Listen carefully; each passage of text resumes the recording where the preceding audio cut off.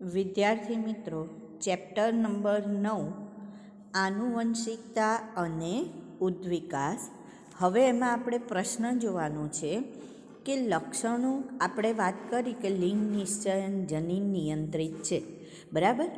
એવી જ રીતના લક્ષણો પણ જનીન નિયંત્રિત હોય છે.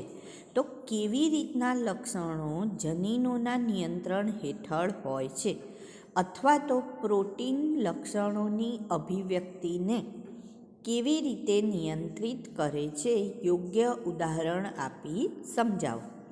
તો કોષમાં ડીએનએ જે છે એ પ્રોટીન સંશ્લેષણ માટે માહિતી ધરાવે છે.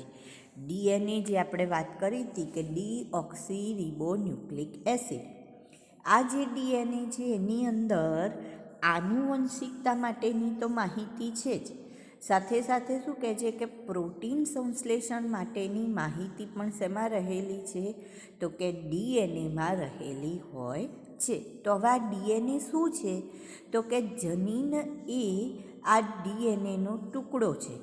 ડીએનએ શું છે, તો કે આનુવંશિક દ્રવ્ય જે રંગસૂત્રમાં આવેલું હોય. ક્યાં આવેલું હોય? રંગસૂત્રમાં. અને જનીન જે છે એ ડીએનએના ચોક્કસ ટુકડાને જનીન તરીકે ઓળખવામાં આવે. ડીએનએનો ચોક્કસ ભાગ જેને આપણે શેના તરીકે ઓળખીશું? જનીન તરીકે ઓળખીએ છીએ. અને એની જોડે પ્રોટીન માટેની માહિતી હોય છે.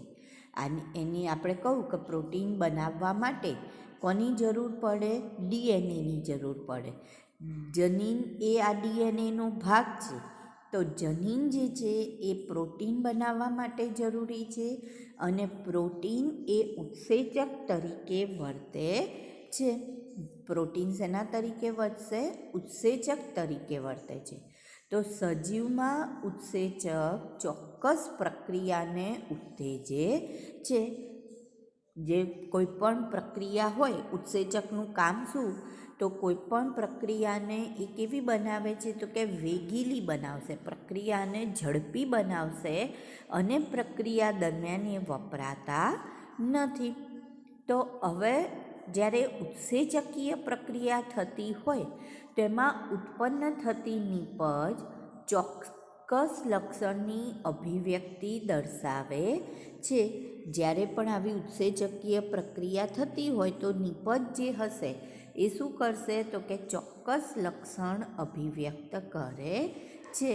આપણે ઉદાહરણ લઈએ કે બગીચાના વટાણાના છોડમાં ઊંચાઈનું લક્ષણ જોવા મળે છે. તો ઊંચાઈ માટે, હવે આ ઊંચાઈ માટે એનામાં વિશિષ્ટ પ્રકારનો અંતઃસ્ત્રાવ હશે કે જેના કારણે છોડમાં વૃદ્ધિ થાય છે. હવે જો અંતઃસ્ત્રાવનું પ્રમાણ વધારે થાય તો શું થશે, તો કે છોડ સામાન્ય કરતાં કેવો હશે? વધારે ઊંચો હશે. જો અંતઃસ્ત્રાવનું પ્રમાણ ઓછું હોય તો છોડમાં જેટલી વૃદ્ધિ થવી જોઈએ એટલી થશે નહીં. અંતઃસ્ત્રાવની માત્રાનો આધાર ઉત્સેચકના સંશ્લેષણ પર રહેલો હોય છે. અંતઃસ્ત્રાવ કેટલો બનશે, કેટલો નહીં, એ કોના ઉપર આધાર રાખે છે? ઉત્સેચક ઉપર. ઉત્સેચક જો ચોક્કસ ઉત્સેચક કાર્યક્ષમ રીતે કાર્ય કરે તો અંતઃસ્ત્રાવ પર્યાપ્ત માત્રામાં નિર્માણ પામે છે. એટલે કે ઉત્સેચક જો બરાબર કામ કરશે તો અંતઃસ્ત્રાવ પૂરતી માત્રામાં નિર્માણ પામશે. ઇન શોર્ટ, અહીંયા આપણને એવું કહે છે કે ઉત્સેચકનું સંશ્લેષણ એટલે ઉત્સેચક બનવું. તો જે ઉત્સેચકનું સંશ્લેષણ થશે એ ઉત્સેચકીય સંશ્લેષણ, એના દ્વારા અંતઃસ્ત્રાવની માત્રા નક્કી થશે. તો જો ચોક્કસ ઉત્સેચક કાર્યક્ષમ થશે તો અંતઃસ્ત્રાવ પૂરતા પ્રમાણમાં પ્રાપ્ત થશે, અને જો અંતઃસ્ત્રાવ પૂરતા પ્રમાણમાં પ્રાપ્ત થાય તો છોડ કેવા થશે, તો કે ઊંચા થાય છે.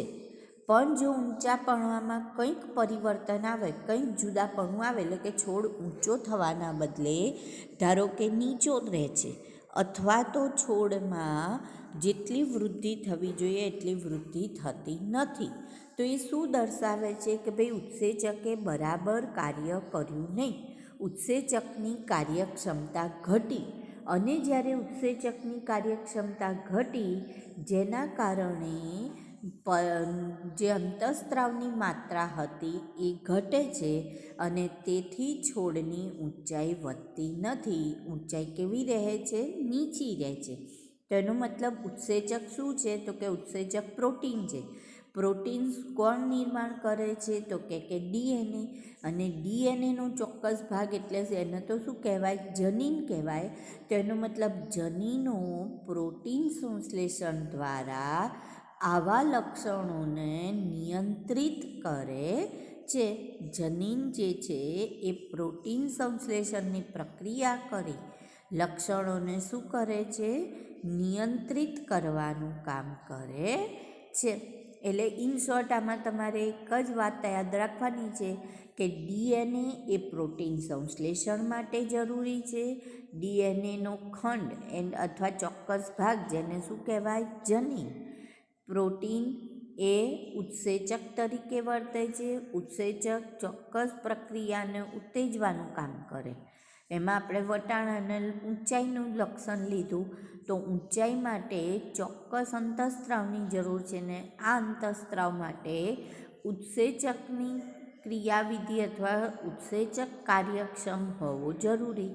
જો ચોક્કસ રીતે ઉત્સેચક કાર્ય કરશે તો અંતઃસ્ત્રાવ નિર્માણ પામશે અને અંતઃસ્ત્રાવ નિર્માણ પામશે અથવા સ્ત્રાવ પામશે તો વૃદ્ધિ થશે.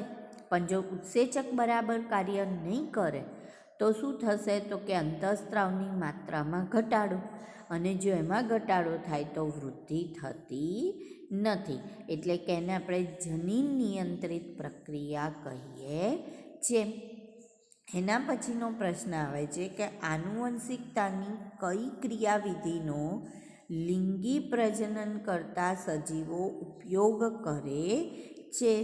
અથવા તો આનુવંશિકતાની ક્રિયાવિધિ કેવી રીતે કાર્ય કરે છે? તો લિંગી પ્રજનન દરમિયાન આનુવંશિકતા માટે બંને આપણને ખબર છે લિંગી પ્રજનનની વ્યાખ્યા શું કહીએ છીએ આપણે? કે બંને પિતૃ, બે વિરુદ્ધ પિતૃઓ જન્યુનું નિર્માણ કરશે અને એ જન્યુ જોડાવાથી યુગ્મનજ અથવા ફલિતાન બનશે. તો અહીંયા બંને પિતૃ જે છે એ પ્રજનનમાં ભાગ લેશે.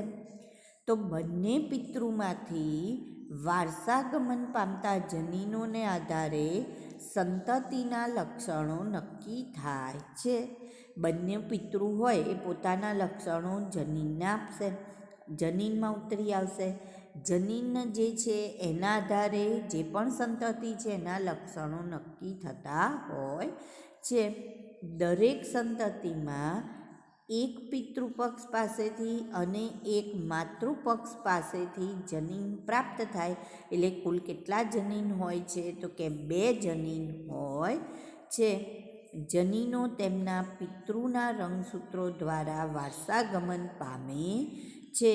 એમના જે પિતૃના રંગસૂત્રો હોય એ વારસાગત રીતે ઉતરી આવતા હોય છે. જનન કોષોના નિર્માણ દરમિયાન અર્ધસૂત્રી ભાજન દ્વારા એકકીય રંગસૂત્રની રચના થશે. જે 2 હોય એમાંથી કેટલા બને? એકકીય બને. પ્રજનન કોષ આપણે જે એક્સની વાત કરીએ છીએ તો એની અંદરથી અર્ધીકરણ થવાથી ખાલી શું મળશે આપણને? એક્સ પ્રાપ્ત થાય છે. એક્સ વાય જે છે એમાં અર્ધીકરણ થવાથી 50-50% થશે. 50% એક્સની શક્યતા, 50% વાયની શક્યતા. પણ એવું થાય છે કે પિતૃના એક્સ વાય ભેગા જ આવે છે? તો ના, એક પિતૃનો આવે ને એક માતાનો આવે છે. એટલે કે અર્ધીકરણ થાય છે. આમ પિતૃમાંથી જનનકોષમાં રંગસૂત્રની જોડમાં એક રંગસૂત્ર આવે. એટલે જો માતામાં 23 જોડ, પિતામાં 23 જોડ. તો માતા 23 જોડનામાંથી આપણે 23મી જોડ તો કઈ કીધી? લિંગી રંગસૂત્રની. અને 22 જોડ કઈ કહીએ છીએ? દૈહિક રંગસૂત્રની કહીએ છીએ. તો જે દૈહિક રંગસૂત્રની 22 જોડ છે એમાંથી 11 જોડ એ માતા તરફથી, અને એ જ એની સામે 11 જોડ કોણ આપે છે? પિતા. એટલે સંતતિમાં 22 જોડ દૈહિક રંગસૂત્રની પ્રાપ્ત થઈ જાય છે. બરાબર. માતૃ અને પિતૃના એકકીય જનનકોષોના ફલનથી કોનું નિર્માણ થશે? યુગ્મનજ. યુગ્મનજથી અથવા ફલિતાંડ પણ કહેવાય એને. યુગ્મનજથી નવી સંતતિનું નિર્માણ થશે અને એનો પ્રથમ કોષ બને છે. ફલનમાં ભાગ લેતા જનનકોષો દ્વારા સંતતિમાં રંગસૂત્રોની સંખ્યા બેકી થઈ જાય છે, એટલે કે પુનઃસામાન્ય થઈ જાય છે. કેમ? કારણ કે યુગ્મનજમાં 2n થઈ ગયું. મેં તમને કહ્યું કે જો માતાએ શું આપ્યું? માતામાં આપણે જોઈએ આ માતા, તો માતા જોડે દૈહિક રંગસૂત્ર 2a છે અને પિતા, તો એની જોડે એટલે એનું બંધારણ આવું થશે અને પિતાનું 2a+xy. હવે જ્યારે એની સંતતિમાં તો માતા 2a નો મતલબ એની જોડે કેટલા છે? આ 22 જોડ છે. અહીંયા પિતા જોડે પણ કેટલી છે? 22 જોડ. તો આ 22માંથી અર્ધીકરણ થશે એટલે સંતતિને માતા કેટલા આપશે? 11 જોડ. પિતા કેટલા આપશે? 11 જોડ. તો 11 + 11, તો સંતતિમાં ફરીથી 22 જોડ શેની થઈ ગઈ? દૈહિક રંગસૂત્રની. અને 23મી જોડમાં XX અથવા તો XY આવે છે. બરાબર. તો આપણે શું કહ્યું? માતૃ અને પિતૃ. તો જ્યારે સંતતિ બની એટલે આને પહેલાં ફલિતાંડ અથવા યુગ્મનજ કહેવાય. અને એ જે બન્યું તો એ કેવું બની જાય છે? જનનકોષો દ્વારા સંતતિમાં જે રંગસૂત્રો છે તો ફરી પાછા સામાન્ય બની ગયા રંગસૂત્રો. બરાબર. જોયું આપણે? સામાન્ય 11 + 11 એટલે 22 બની જાય છે. તો સામાન્ય બની જાય છે કારણ કે તે દરેક રંગસૂત્રની જે 2 પ્રતિકૃતિ મળે છે, જેમાંથી એક શું હશે? પૈતૃક અને બીજી માતૃક હોય છે. રંગસૂત્રોની સંખ્યા નિશ્ચિત સંખ્યા સંતતિમાં જળવાઈ રહે છે, જે ડીએનએની સ્થાયીતાને નિશ્ચિત કરે છે. એટલે રંગસૂત્રની સંખ્યા જળવાઈ રહે. તો મેં કહું તમને આગળ કે ડીએનએ શું છે? તો કે રંગસૂત્રમાં ઉપર આવેલો એક ભાગ. તો એનો મતલબ જો રંગસૂત્રની સંખ્યા જળવાઈ રહે તો જ ડીએનએની સ્થિરતા અથવા તો જ સંખ્યા પણ જળવાઈ રહેતી હોય છે. તો આવી રીતના આપણે આનુવંશિકતાની ક્રિયાવિધિની વાત કરી. પછી આપણે લિંગ નિશ્ચયનની વાત કરી ગયા હતા. ત્યાર પછી હવે ઇન્ટેક્સ ક્વેશ્ચન આપણને આવે છે. તો ઇન્ટેક્સ ક્વેશ્ચન એવું કહે છે કે મેન્ડલના પ્રયોગો દ્વારા કેવી રીતે સમજી શકાય કે લક્ષણ પ્રભાવી છે કે પ્રચ્છન્ન?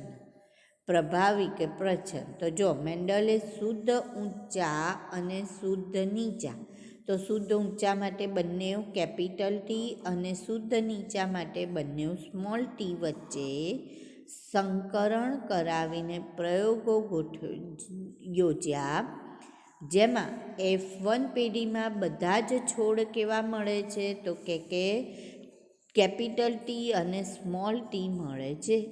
હવે કેપિટલ ટી જનીનને ઊંચા એ ખાલી કેપિટલ ટી હોય તો પણ શું થશે? એક જ કેપિટલ ટી છે તો પણ બધા છોડ કેવા હોય છે? તો કે ઊંચા પ્રાપ્ત થાય છે. એનો મતલબ કોઈ એક લક્ષણમાં 2 વૈકલ્પિક સ્વરૂપની હાજરી હોય છે. કોઈ એક લક્ષણમાં 2 વૈકલ્પિક સ્વરૂપ, જો કાં તો કેપિટલ ટી કાં તો સ્મોલ ટી, તો આને વૈકલ્પિક સ્વરૂપ કહેવાય. બરાબર. તો કોઈ એક લક્ષણમાં વૈકલ્પિક સ્વરૂપની હાજરી જેમાંથી એકની અસર વ્યક્ત થાય છે હાજરી વ્યક્ત થઈ, તો જેની અસર વ્યક્ત થઈ એ પ્રભાવી લક્ષણ, અને તેની હાજરીમાં વ્યક્ત ન થતું હોય એને કેવું કહેવાય? પ્રચ્છન્ન કહે છે. પછી આગળ, મેન્ડલના પ્રયોગો દ્વારા કેવી રીતે સમજી શકાય કે વિવિધ લક્ષણો સ્વતંત્ર રીતથી આનુવંશિક હોય છે? તો મેન્ડલે વટાણાના છોડ ઉપર કયો પ્રયોગ કર્યો? દ્વિસંકરણનો પ્રયોગ કર્યો. આ માટે એણે ગોળ બીજ ધરાવતા ઊંચા છોડ અને ખરબચડા બીજ ધરાવતા નીચા છોડ, આપણે કયું લીધું હતું? ઊંચા નીચા ના, આપણે શું વાત કરી હતી? ગોળાકાર અને પીળા રંગના અને ખરબચડા લીલા રંગનું સંકરણ કરાવ્યું. તો F1 પેઢીમાં બધા જ છોડ ગોપી મળે છે. ગોપી અને ખલીનું લગ્ન કરાયું તો બધા જ છોડ કેવા મળ્યા? ગોપી મળે છે. ગોપીનો મતલબ ગોળ પીળા પ્રાપ્ત થાય છે. ત્યાર પછી આપણે એનું શું કરાયું હતું? સ્વફલન. તો F2 પેઢીમાં નવા સંયોજન ધરાવતા છોડ મળે છે. F2 પેઢીમાં આપણને શું પ્રાપ્ત થશે? નવા છોડ ધરાવતા સંયોજન. કેટલાક ગોળ બીજ ધરાવતા નીચા છોડ અને કેટલાક ખરબચડા બીજ ધરાવતા ઊંચા છોડ મળ્યા. તેનો અર્થ બીજનો આકાર અને છોડની ઊંચાઈ, આ બે લક્ષણોનું નિયમન કરતા જનીનો પુનઃસંયોજન પામી F2 પેઢીમાં નવા સંયોજન રચે છે. એટલે જ્યારે બે લક્ષણો હતા તો બે લક્ષણો માટેના જનીનો પુનઃસંયોજન પામશે અને પછી F2માં વારસામાં ઉતરી આવે છે. એટલે ગોળ ખરબચડા ઊંચા નીચા લક્ષણો આનુવંશિક હોય છે. એ પછી આવે છે કે એક પુરુષનું રુધિર જૂથ A છે, તે એક સ્ત્રી કે જેનું રુધિર જૂથ O છે તેની સાથે લગ્ન કરે છે. તેમની પુત્રીનું રુધિર જૂથ O છે. શું આ વિધાન પર્યાપ્ત છે? જો તમને કહેવામાં આવે કે કયા વિકલ્પ રુધિર જૂથ A અથવા O પ્રભાવી લક્ષણ માટે, તમારા જવાબનું સ્પષ્ટીકરણ કરો. તો ના, આપેલ માહિતી એ કહેવા માટે પર્યાપ્ત નથી કે A અથવા O રુધિર જૂથ પ્રભાવી છે. આપણે એના ખાલી આટલી માહિતી ઉપરથી એવું ના કહી શકીએ કે આ બે રુધિર જૂથ પ્રભાવી હશે, બાકીના રુધિર જૂથ ખાલી ગોળા, એવું ના કહી શકાય. અથવા તો એવું ના કહી શકાય કે બાકીના પ્રચ્છન્ન છે, એવું પણ ના કહી શકાય. બરાબર? રુધિર જૂથનું લક્ષણ પણ કોના વડે નિયંત્રિત છે? તો કે જનીન વડે નિયંત્રિત હોય છે અને પિતૃમાંથી સંતતિમાં વારસામાં ઉતરી આવે છે. પુત્રીમાં રુધિર જૂથ O છે તે માટેના જનીનોની બે નકલ પૈકી એક પિતામાંથી અને બીજી માતામાંથી આનુવંશિક થાય છે. જો પુત્રીની કઈ છે? O રુધિર જૂથ છે, તો એના માટેની જે જનીન નકલ છે એમાંથી એક જનીન નકલ પિતામાંથી પ્રાપ્ત થઈ અને એક જનીન નકલ માતામાંથી પ્રાપ્ત થઈ. તો હવે અહીંયા આપણે જોઈએ કે પુરુષનું રુધિર જૂથ A હતું, તો જ્યારે A રુધિર જૂથ હોય પિતાનું, તો એના માટેની શક્યતાઓ જો આપણે જોઈએ તો આવું છે. એનું જે જનીન બંધારણ છે ને એ આ રીતનું હોઈ શકે અથવા આવું જનીન બંધારણ હોઈ શકે. અને જે સ્ત્રી છે એનું રુધિર જૂથ શું છે? તો કે O રુધિર જૂથ છે. તો એમાં તો આ જ શક્યતાઓ છે, બીજી કોઈ શક્યતાઓ છે નહીં. હવે આપણે જોઈએ તો આપણે ધારો કે માતાના એ રુધિર જૂથના બંધારણ માટે લઈએ તો એનું IA અને જે સ્ત્રી છે એનું આપણે શું લીધેલું? રુધિર જૂથ O લીધેલું, એટલે i. તો હવે જ્યારે એ લોકોનું ફલન થશે તો એમાં આપણને શું મળશે? તો IA આઈ એ સ્મોલ આઈ. એવી રીતના આને લઈએ આઈ એ સ્મોલ આઈ, આઈ એ સ્મોલ આઈ. તો ચારેય વખતે એ જ રુધિર જૂથ આવવાની શક્યતા રહેલી છે. કઈ રુધિર જૂથ આવવાની શક્યતા રહેલી છે? એ રુધિર જૂથ આવવાની શક્યતા રહેલી છે. પણ હવે જો આપણે જોઈએ કે આપણે કહું કે પુરુષનું રુધિર જૂથ એ છે, તો એમાં આવું પણ જનીન બંધારણ હોઈ શકે છે. પુરુષનું જનીન બંધારણ આ પણ હોઈ શકે છે. 2 શક્યતાઓ છે. અને સ્ત્રીનું તો આ જ હતું ઓ માટે. તો હવે આપણે જોઈએ તો આને આઈ એ સ્મોલ આઈ, આઈ એ સ્મોલ આઈ. હવે આ લઈએ તો સ્મોલ આઈ સ્મોલ આઈ, સ્મોલ આઈ સ્મોલ આઈ. જ્યારે આઈ આવે તો કયું રુધિર જૂથ આવશે? એ. પણ સ્મોલ આઈ આવે તો કયું રુધિર જૂથ આવશે? ઓ આવવાની શક્યતા રહેલી છે. તો હવે તમે કહી શકશો કે છોકરામાં ઓ છે, તો હા પુત્રીમાં રુધિર જૂથ ઓ હોઈ શકે છે.